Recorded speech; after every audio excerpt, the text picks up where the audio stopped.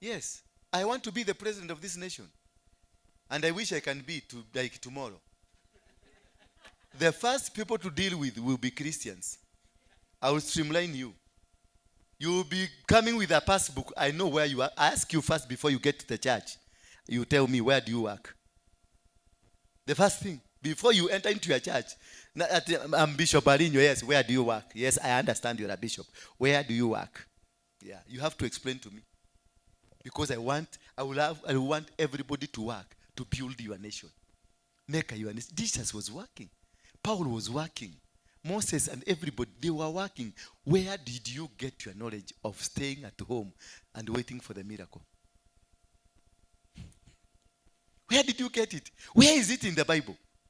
That miracle, unakuja kanisani, sababu I'm a prophet and I'm the anointed now. Where did I find my anointing? Why can't you go and pick the anointing I have?